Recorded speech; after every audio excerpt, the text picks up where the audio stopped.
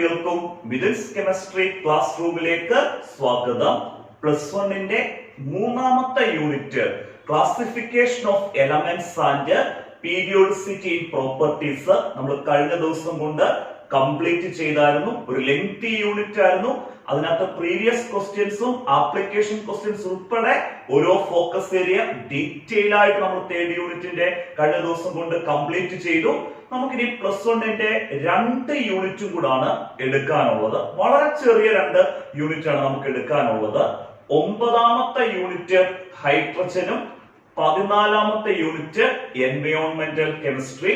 നമ്മൾ ഇന്ന് എടുക്കുന്നത് 9ാമത്തെ യൂണിറ്റ് ഹൈഡ്രജന്റെ ഫോക്കസ് ഏരിയ ആണ് സ്റ്റാർട്ട് ചെയ്യുന്നത്.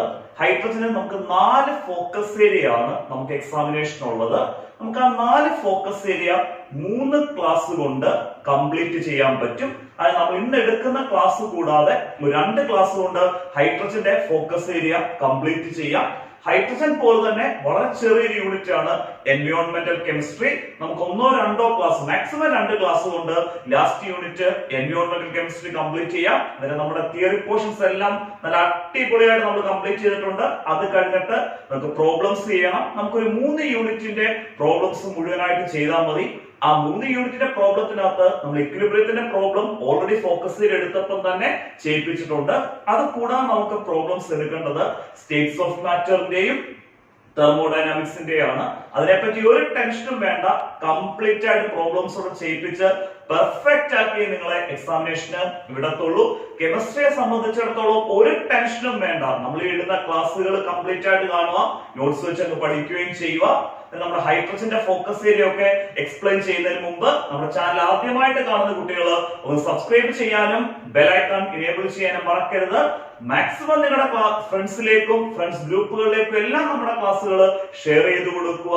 കാരണം നല്ല രീതിയിൽ എഫോർട്ട് എടുത്തിട്ടാണ് എല്ലാ ദിവസവും നിങ്ങൾക്ക് ഈ ക്ലാസ്സുകൾ നിങ്ങളുടെ മുന്നിലേക്ക് നമ്മൾ എത്തിക്കുന്നത്. മാക്സിമം സപ്പോർട്ട് ചെയ്യുക, മാക്സിമം ക്ലാസ്സുകൾ ഷെയർ ചെയ്യുക. പുതുതായിട്ട് നമ്മുടെ ക്ലാസ്സുകൾ കാണുന്ന കുട്ടികൾക്ക് നമ്മുടെ ഫ്രീ വാട്സ്ആപ്പ് ഗ്രൂപ്പിൽ ജോയിൻ ചെയ്യാം. അങ്ങനെ ഫ്രീ വാട്സ്ആപ്പ് ഗ്രൂപ്പിൽ ജോയിൻ ചെയ്യുമ്പോൾ നമ്മൾ എടുക്കുന്ന ക്ലാസ്സുകളുടെ നോട്ട്സ് എല്ലാം ഫ്രീ വാട്സ്ആപ്പ് ഗ്രൂപ്പിൽ അവൈലബിൾ ആയിരിക്കും.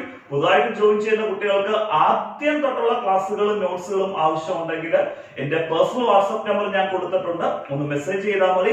ആദ്യം തൊട്ടുള്ള ക്ലാസ്സുകളും നോട്ട്സുകളും നിങ്ങളുടെ പേഴ്സണൽ വാട്സ്ആപ്പിലേക്ക് സെൻഡ് ചെയ്ത് തരാം. അതേപോലെ നമ്മുടെ ചാനൽ പേജിൽ ഓരോ യൂണിറ്റുകളും നമ്മളിപ്പം കംപ്ലീറ്റ് ചെയ്ത 12 യൂണിറ്റുകൾ നമ്മൾ കംപ്ലീറ്റ് ചെയ്തു. ആ 12 യൂണിറ്റിന്റെയും പ്ലേലിസ്റ്റ് കറക്റ്റ് ഓർഡറിൽ തന്നെ കൊടുത്തിട്ടുണ്ട്. ഇനി ഒത്തിരി സമയം കളയുന്നില്ല, നമുക്ക് നമ്മുടെ ഹൈഡ്രജന്റെ ഫോക്കസ് ഏരിയയിലോട്ട് പോകാം. ഇന്ന് നമ്മൾ 4 ഫോക്കസ് ഏരിയ ഹൈഡ്രജന് ടോട്ടലായിട്ട് നമുക്ക് പഠിക്കാനുണ്ട്. ആ 4 ഫോക്കസ് ഏരിയയില് 2 ഫോക്കസ് ഏരിയ നമ്മൾ അടിപൊളിയായിട്ട് നമ്മൾ ഇന്ന് എടുക്കും. നമ്മൾ എടുക്കുന്ന ആദ്യത്തെ ഫോക്കസ് ഏരിയ ആണ് കൊമേഴ്ഷ്യൽ പ്രിപ്പറേഷൻ ഓഫ് ഡൈഹൈഡ്രജൻ. ഡൈഹൈഡ്രജന്റെ കൊമേഴ്ഷ്യൽ പ്രിപ്പറേഷൻ. നമ്മൾ ഈ ഡൈഹൈഡ്രജന്റെ കൊമേഴ്ഷ്യൽ പ്രിപ്പറേഷൻ എക്സ്പ്ലെയിൻ ചെയ്യുമ്പോൾ അതിൽ നിന്ന് എക്സാമിനേഷൻ വന്ന പ്രീവിയസ് ക്വസ്റ്റ്യൻസ് ഉൾപ്പെടെ നല്ല അടിപൊളിയായിട്ട് നമ്മൾ എക്സ്പ്ലെയിൻ ചെയ്യുന്നതാണ്. നമ്മൾ ആദ്യം എടുക്കുന്ന focus area commercial preparation of dihydrogen. രണ്ടാമത് എടുക്കുന്ന ഫോക്കസ് ഏരിയ ആണ് storage of hydrogen peroxide. Hydrogen പെറോക്സൈഡിന്റെ സ്റ്റോറേജ്. ആ ഫോക്കസ് ഏരിയ നമ്മൾ എടുക്കുമ്പോഴും ആ ഹൈഡ്രജൻ പെറോക്സൈഡിന്റെ സ്റ്റോറേജിൽ നിന്ന് എക്സാമിനേഷൻ വന്ന പ്രീവിയസ് ക്വസ്റ്റ്യൻസ് എല്ലാം നമ്മൾ എക്സ്പ്ലെയിൻ ചെയ്ത് തന്നെയായിരിക്കും നമ്മൾ ആ ഫോക്കസ് ഏരിയ എടുക്കുന്നത്.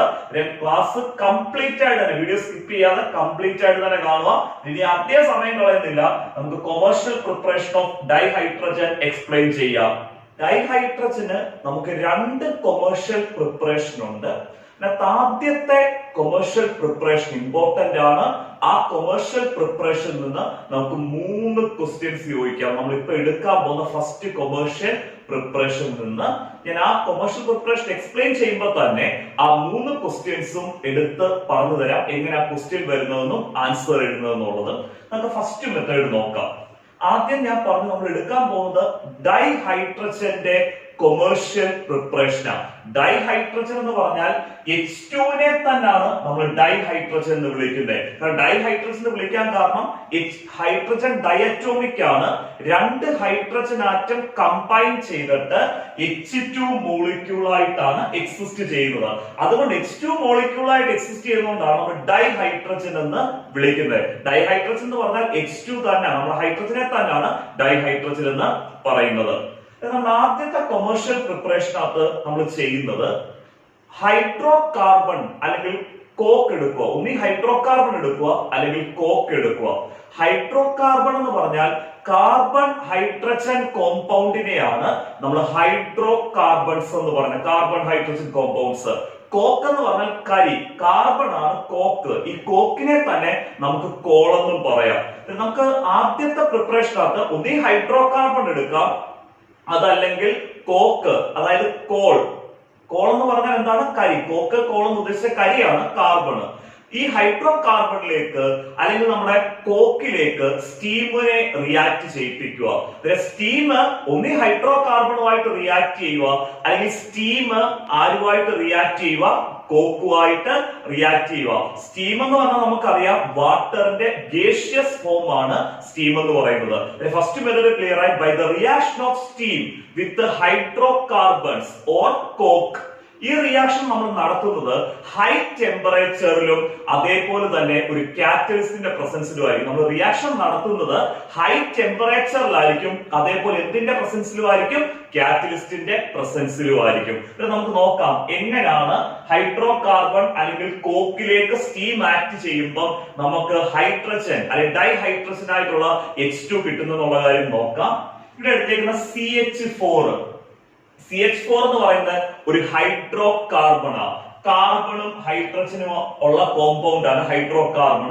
CH4 എന്ന് പറഞ്ഞ ഹൈഡ്രോ കാർബൺ ആണ് മീത്തേൻ. അതാണ് മീത്തേൻ. അത് നമ്മുടെ IUPAC നെയിമിംഗ് ഒക്കെ ഓർഗാനിക് പഠിപ്പിക്കുമ്പോൾ അത് ക്ലിയർ ആവും.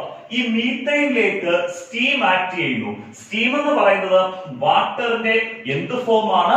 ഗേഷ്യസ് ഫോമിനെയാണ് നമ്മൾ സ്റ്റീം എന്ന് വിളിക്കുന്നത്. അങ്ങനെ മീത്തേനിലേക്ക് ഹൈഡ്രോ കാർബണിലേക്ക് സ്റ്റീം റിയാക്ട് ചെയ്യുന്നു. ഇവിടുത്തെ ടെമ്പറേച്ചർ ഹൈ ടെമ്പറേച്ചർ ആണ് 1270 കെൽവിൻ. ഈ റിയാക്ഷനെ കാറ്റലൈസ് ചെയ്യുന്നത് നിക്കലാണ്. ഇവിടെ റിയാക്ഷനെ കാറ്റലൈസ് ചെയ്യുന്നത്. അങ്ങനെ സ്റ്റീം ഹൈഡ്രോ കാർബണിലേക്ക് ആക്ട് ചെയ്യുന്നതിന്റെ ഫലമായി സ്റ്റീം ഹൈഡ്രോ കാർബണിലേക്ക് റിയാക്ട് ചെയ്യുന്നതിന്റെ ഫലമായിട്ട് നമുക്ക് കാർബൺ മോണോക്സൈഡിന്റെയും ഹൈഡ്രജന്റെയും മിക്സ്ചർ കിട്ടും. നമുക്ക് എന്തിന്റെയൊക്കെ മിക്സ്ചർ ആണ് കിട്ടുന്നത്? കാർബൺ മോണോക്സൈഡിന്റെ ഹൈഡ്രജന്റെ മിക്സ്ചർ കിട്ടുന്നു. നമുക്ക് ഇവിടെ എന്ത് പ്രിപ്പയർ ചെയ്തു? നമ്മൾ ഹൈഡ്രജൻ H2 അതായത് ഡൈഹൈഡ്രജന് പ്രിപ്പയർ ചെയ്തു. ഫസ്റ്റ് റിയാക്ഷൻ ക്ലിയർ ആയി. By the action of steam on hydrocarbon നമുക്ക് കിട്ടുന്ന പ്രോഡക്റ്റ് എന്ന് പറയുന്നത് a mixture of carbon monoxide and hydrogen. ഇതേപോലെ തന്നെ സ്റ്റീം ആരിലേക്ക് റിയാക്ട് ചെയ്യുക? നമ്മുടെ കോക്ക് അതായത് കാർബൺ. കോക്കിനെ നമ്മൾ മറ്റൊരു രീതിയിൽ കോൾ എന്നും പറയാം. കോക്കിലേക്ക് റിയാക്ട് ചെയ്യുന്നു. അങ്ങനെ നോക്കിയാൽ കോക്ക് എന്ന് പറഞ്ഞാൽ കാർബൺ ആണ്. കാർബൺ ഏത് ഫോമിലാണ്? നമ്മുടെ കരി ഏത് ഫോമിലാണ് നിൽക്കുന്നത്? സോളിഡ് ഫോമില്. അത് നമ്മളിവിടെ S എന്ന് കൊടുത്തേക്കുന്നത്. ഈ കോക്കിലേക്ക് ആര് റിയാക്ട് ചെയ്യുന്നു? സ്റ്റീം റിയാക്ട് ചെയ്യുന്നു. അവിടെ ടെമ്പറേച്ചർ കണ്ടീഷൻ സെയിം തന്നെയാണ്. ഹൈ ടെമ്പറേച്ചർ ആയിട്ടുള്ള 1270 കെൽവിന്. സ്റ്റീം നമ്മുടെ കോക്കിലേക്ക് റിയാക്ട് ചെയ്യുമ്പോഴും നമുക്ക് കിട്ടുന്ന പ്രോഡക്റ്റ് എന്ന് പറയുന്നത് കാർബൺ മോണോക്സൈഡിന്റെയും ഹൈഡ്രജന്റെയും മിക്സ്ചർ ആണ് നമുക്ക് പ്രോഡക്റ്റ് ആയിട്ട് കിട്ടുന്നത്. പ്രോഡക്റ്റ് കിട്ടുന്നത് കാർബൺ മോണോക്സൈഡിന്റെയും ഹൈഡ്രജന്റെയും മിക്സ്ചർ തന്നെ. നമ്മൾ ഈ ഒരു മെത്തേഡ് ക്ലിയർ ആയല്ലോ. സ്റ്റീം ഒന്നി ഹൈഡ്രോ കാർബണിലേക്ക് റിയാക്ട് ചെയ്യുക അല്ലെങ്കിൽ കോക്കിലേക്ക് റിയാക്ട് ചെയ്യുക. പ്രോഡക്റ്റ് സെയിം ആണ്, mixture of carbon monoxide and hydrogen. നമുക്ക് എന്തിനെ പ്രിപ്പയർ ചെയ്തു? ഡൈഹൈഡ്രജൻ ആയിട്ടുള്ള H2 നെ പ്രിപ്പയർ ചെയ്തു. ഞാൻ 3 ക്വസ്റ്റ്യൻ ആണ് നമുക്ക് ഈ മെത്തേഡിൽ ചോദിക്കുമെന്ന് പറഞ്ഞേ.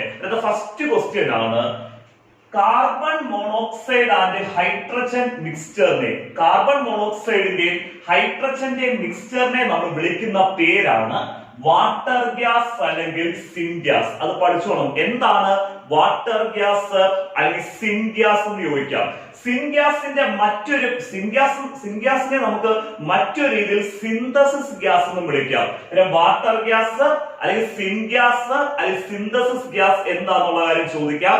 A mixture of carbon monoxide and hydrogen. A mixture of carbon monoxide and hydrogen is known as water gas or syngas or synthesis gas. Clear ആയല്ലോ? ഇത് നമുക്ക് 1 മാർക്കിന് ചോദിക്കാം. Syngas is a mixture of dash. ഇത് ചോദിക്കുമ്പോൾ syngas is a mixture of carbon monoxide CO carbon monoxide and hydrogen എന്ന് കൊടുക്കണം. Syngas is a mixture of carbon monoxide and hydrogen. Carbon monoxide ആണ് CO. ക്ലിയർ ആയിട്ട് മനസ്സിലായല്ലോ? First question, syngas is A mixture of dash, answer carbon monoxide and hydrogen. Clear ആയി. ഇനി നമുക്ക് ഇവിടെ രണ്ടാമത് ചോദിക്കാവുന്ന ക്വസ്റ്റ്യൻ ആണ്, എന്താണ് കോൾ ഗ്യാസിഫിക്കേഷൻ?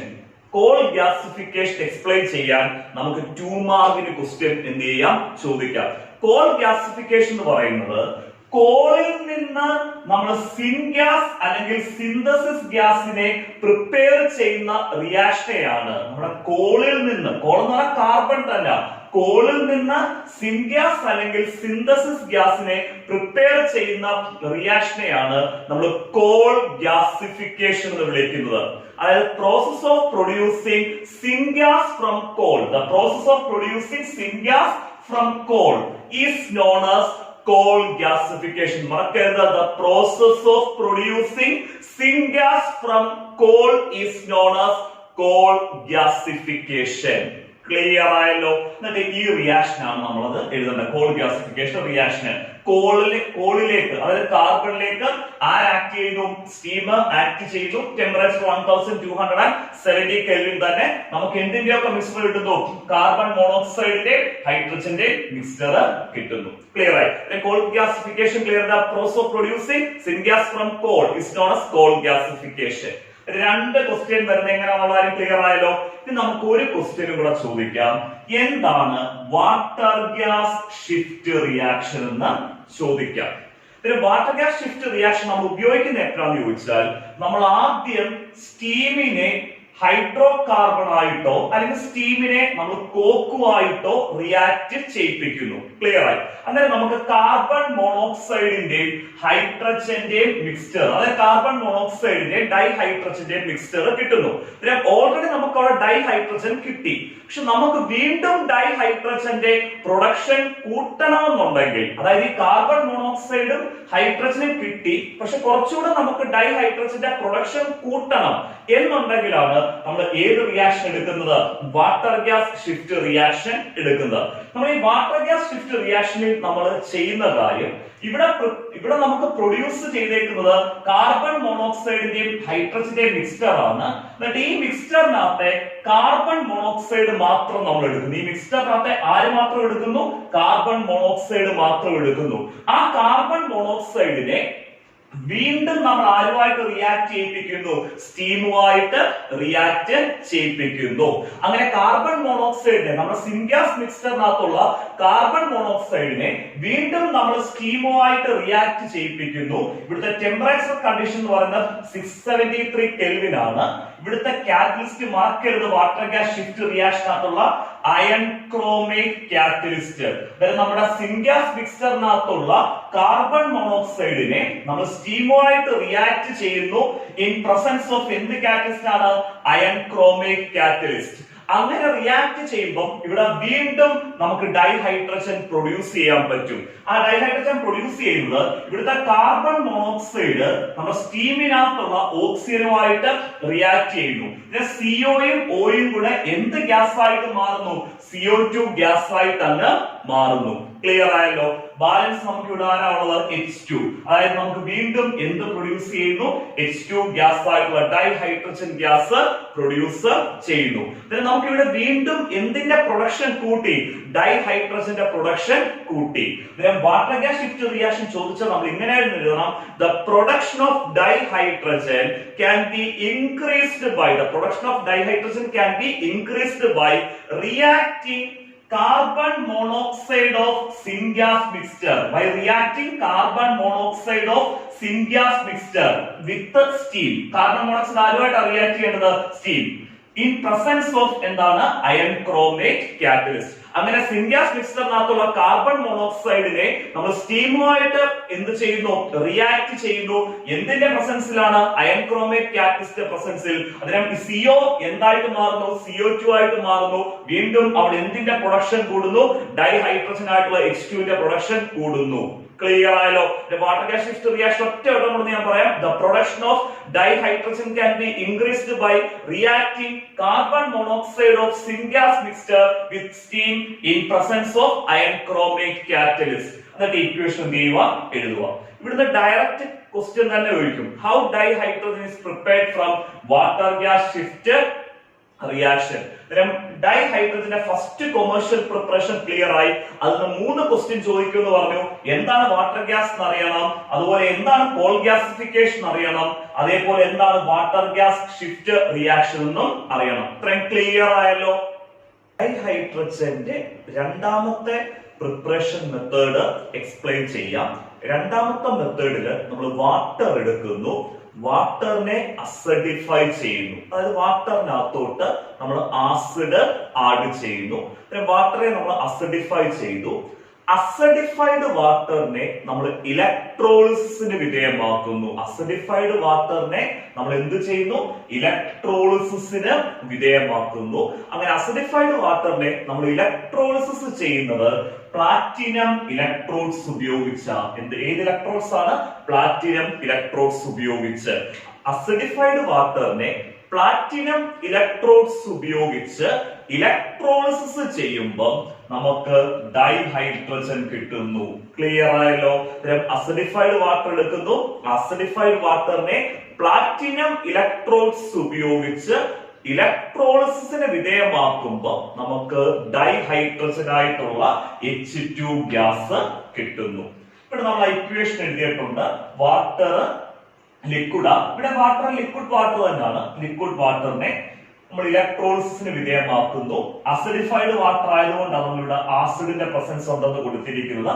നമുക്ക് ഹൈഡ്രജൻ ഗ്യാസിന്റെയും അതേപോലെ തന്നെ ഓക്സിജൻ ഗ്യാസിന്റെയും മിക്സ്ചർ ഫോം ചെയ്യുന്നു. ഹൈഡ്രജൻ ഗ്യാസിന്റെ ഓക്സിജൻ ഗ്യാസിന്റെ മിക്സ്ചർ ഫോം ചെയ്യുന്നു. അങ്ങനെ നമ്മൾ എന്ത് പ്രിപ്പയർ ചെയ്തു? ഡൈഹൈഡ്രജൻ പ്രിപ്പയർ ചെയ്തു. 2 മെത്തേഡ് ഞാൻ പഠിപ്പിച്ചു. ഫസ്റ്റ് മെത്തേഡിനകത്ത് ഒരു 3 ക്വസ്റ്റ്യൻ ചോദിച്ചിട്ടുണ്ട്. ഈ സെക്കൻഡ് ഞാനിപ്പോ എക്സ്പ്ലെയിൻ ചെയ്ത മെത്തേഡിൽ നിന്ന് ക്വസ്റ്റ്യൻസ് ഇതുവരെ വന്നിട്ടില്ല, എങ്കിലും ഫോക്കസ് ഏരിയ ആണ്. സിമ്പിൾ ആയിട്ട് ഓർത്തു വെക്കുക. വാട്ടർ, അസിഡിഫൈഡ് വാട്ടറിനെ പ്ലാറ്റിനം കാറ്റലിസ്റ്റ് ഉപയോഗിച്ച് ഇലക്ട്രോളിസിന് വിധേയമാക്കുമ്പോൾ നമുക്ക് എന്ത് ഗ്യാസ് കിട്ടുന്നു? ഡൈഹൈഡ്രജൻ ഗ്യാസ് കിട്ടുന്നു. അടുത്തതായിട്ട് എക്സ്പ്ലെയിൻ ചെയ്യുന്നത് സ്റ്റോറേജ് ഓഫ് ഹൈഡ്രജൻ പെറോക്സൈഡ് എന്ന ഫോക്കസ് ഏരിയ ആണ് എക്സ്പ്ലെയിൻ ചെയ്യുന്നത്. ഹൈഡ്രജൻ പെറോക്സൈഡിന്റെ സ്റ്റോറേജ് എന്നുള്ള സെക്ഷനിൽ നിന്ന് ഒറ്റ ക്വസ്റ്റ്യനെ എക്സാമിനേഷന് വരത്തുള്ളൂ. ആ ക്വസ്റ്റ്യൻ ആയിട്ട് തന്നെ പഠിപ്പിച്ചേക്കാം. അതേപോലെ തന്നെ ക്വസ്റ്റ്യൻ കിട്ടുകയും ചെയ്യും. നിങ്ങൾക്ക് ആൻസറും സിമ്പിൾ ആയിട്ട് എക്സ്പ്ലെയിൻ ചെയ്തു തരാം. അതിനു മുമ്പ് ഹൈഡ്രജൻ പെറോക്സൈഡിന്റെ ഫോർമുല ഒന്ന് അറിയണം. ഹൈഡ്രജൻ പെറോക്സൈഡ് H2O2 ആണ്. ഹൈഡ്രജൻ പെറോക്സൈഡ് മറക്കരുത്. ഹൈഡ്രജൻ പെറോക്സൈഡിന്റെ ഫോർമുലയാണ് H2O2. നമുക്ക് ആദ്യം ഒരു ക്വസ്റ്റ്യൻ ഒന്ന് വായിച്ചിട്ട് എക്സ്പ്ലെയിൻ ചെയ്യാതെ. Explain why H2O2 is stored in wax-lined glass or plastic vessels in dark condition. എന്തുകൊണ്ടാണ് ഹൈഡ്രജൻ പെറോക്സൈഡ് വാക്സ് ലൈൻഡ് ഗ്ലാസിൽ സ്റ്റോർ ചെയ്യുന്നത്? വാക്സ് ലൈൻഡ് ഗ്ലാസ് എന്ന് പറഞ്ഞാൽ നമ്മുടെ നോർമൽ ഗ്ലാസ് വെസലിലല്ല. നോർമൽ ഗ്ലാസ് വെസലിനെ വാക്സ് കൊണ്ട് ഇന്നർ സർഫസും, വാക്സ് എന്ന് പറഞ്ഞാൽ മെഴുകാണ്, വാക്സ് കൊണ്ട് നമ്മൾ ആ ഗ്ലാസ് വെസലിന്റെ ഇന്നർ സർഫസും ഔട്ടർ സർഫസും എന്ത് ചെയ്യുന്നു? ലൈൻ ചെയ്യുന്നു. അതായത് വാക്സ് നമ്മൾ ഇന്നർ ഗ്ലാസ് വെസലിന്റെ ഇന്നർ സർഫസിലേക്കും ഔട്ടർ സർഫസിലേക്കും അപ്ലൈ ചെയ്യുന്നു. അതാണ് വാക്സ് ലൈൻഡ് ഗ്ലാസ്. അതല്ലെങ്കിൽ നമുക്ക് hydrogen peroxide plastic vessel store ചെയ്യണം. ഏത് വെസലാണ്? Plastic vessel. എങ്ങനെയാണെങ്കിലും അത് സ്റ്റോർ ചെയ്യുന്നത് എന്ത് കണ്ടീഷനിലായിരിക്കണം? ഡാർക്ക് കണ്ടീഷനിലായിരിക്കണം. എന്തുകൊണ്ടാണ് ഹൈഡ്രജൻ പെറോക്സൈഡ് നോർമൽ ഗ്ലാസ് വെസലിൽ നമ്മൾ സ്റ്റോർ ചെയ്യാതെ വാക്സ് ലൈൻഡ് ഗ്ലാസ് വെസലിലോ അല്ലെങ്കിൽ പ്ലാസ്റ്റിക് വെസലിലോ ഡാർക്ക് കണ്ടീഷനിൽ സ്റ്റോർ ചെയ്യുന്നത് എന്നാണ് ക്വസ്റ്റ്യൻ വരുന്നത്. അതിന്റെ റീസൺ എന്ന് പറയുന്നത് ഈ ഹൈഡ്രജൻ പെറോക്സൈഡ് ഒരു അൺസ്റ്റേബിൾ ലിക്വിഡാണ്. വളരെ സ്റ്റെബിലിറ്റി കുറഞ്ഞ ഒരു അൺസ്റ്റേബിൾ ലിക്വിഡാണ് ഹൈഡ്രജൻ പെറോക്സൈഡ്. ക്ലിയർ ആയല്ലോ? ഹൈഡ്രജൻ പെറോക്സൈഡ് ലൈറ്റിന്റെ പ്രസൻസിൽ സ്ലോലി ഡീകമ്പോസ് ചെയ്യും. അങ്ങനെ ഹൈഡ്രജൻ പെറോക്സൈഡ് ആയിട്ടുള്ള H2O2 ലൈറ്റിന്റെ പ്രസൻസിൽ സ്ലോലി ഡീകമ്പോസ് ചെയ്ത് വാട്ടറും ഓക്സിജൻ ഗ്യാസ് ആയിട്ട് മാറും. ക്ലിയർ ആയല്ലോ? പിന്നെ ഹൈഡ്രജൻ പെറോക്സൈഡ് ഒരു അൺസ്റ്റേബിൾ ലിക്വിഡ് ആണെന്ന് ക്ലിയർ ആയി. ലൈറ്റിന്റെ പ്രസൻസിൽ ഹൈഡ്രജൻ പെറോക്സൈഡ് സ്ലോലി ഡീകമ്പോസ് ചെയ്ത് വാട്ടറും എന്ത് ഗ്യാസ് ആയിട്ട് മാറുന്നു? ഓക്സിജൻ ഗ്യാസ് ആയിട്ട് മാറുന്നു. ക്ലിയർ ആയി? ഈ ഡീകമ്പോസിഷൻ റിയാക്ഷൻ കാറ്റലൈസ് ചെയ്യുന്ന ഫാക്ടേഴ്സ്, അതായത് ലൈറ്റിന്റെ പ്രസൻസിൽ ഹൈഡ്രജൻ പെറോക്സൈഡ് സ്ലോലി ഡീകമ്പോസ് ചെയ്ത് വാട്ടറും ഓക്സിജൻ ഗ്യാസ് ആയിട്ട് മാറുന്നുണ്ട്. അത് കൂടാതെ ഈ സ്ലോ ആയിട്ട് നടക്കുന്ന ഡീകമ്പോസിഷൻ റിയാക്ഷൻ കാറ്റലൈസ് ചെയ്യുന്ന ഫാക്ടേഴ്സ് എന്ന് പറയുന്നത് നമ്മുടെ റഫ് ആയിട്ടുള്ള glass surface, hydrogen peroxide liquid നമ്മുടെ റഫ് ഗ്ലാസ് സർഫസുമായിട്ട് കോണ്ടാക്ട് വരുവാണെങ്കിൽ ഈ ഡീകമ്പോസിഷൻ വളരെ ഫാസ്റ്റർ ആയിട്ട് നടക്കും. അങ്ങനെ റഫ് ഗ്ലാസ് സർഫസോ അല്ലെങ്കിൽ ഒരു മെറ്റൽ സർഫസോ ഒക്കെ ആയിട്ട് കോണ്ടാക്ട് വരുമ്പോൾ ഈ ഹൈഡ്രജൻ പെറോക്സൈഡിന്റെ ഡീകമ്പോസിഷൻ സ്പീഡ് കൂടും. അന്നേരം അങ്ങനെ ഈ റഫ് ഗ്ലാസ് സർഫസോ അല്ലെങ്കിൽ മെറ്റൽ സർഫസോ ആയിട്ടൊന്നും കോണ്ടാക്ട് വരാതെ വേണം നമുക്ക് ഈ ഹൈഡ്രജൻ പെറോക്സൈഡ് എന്ത് ചെയ്യാൻ വേണ്ടിയാണ്, സ്റ്റോർ ചെയ്യാൻ വേണ്ടി. അതുകൊണ്ടാണ് ഹൈഡ്രജൻ പെറോക്സൈഡ് നമ്മൾ വാക്സ് ലൈൻഡ് ഗ്ലാസ്സിലേക്കോ അല്ലെങ്കിൽ പ്ലാസ്റ്റിക് വെസലിലേക്കോ നമ്മൾ സ്റ്റോർ ചെയ്യുന്നത്. അത് സ്റ്റോർ ചെയ്യുന്ന എന്ത് കണ്ടീഷനിലായിരിക്കണം, ഡാർക്ക് കണ്ടീഷനിലായിരിക്കണം, അവിടെ ലൈറ്റിന്റെ പ്രസൻസ് ഉണ്ടാകരുത്. അത് കൂടാതെ നമ്മുടെ നോർമൽ ആയിട്ടുള്ള ഗ്ലാസ് എല്ലാം ആൽക്കലൈൻ ഗ്ലാസ്.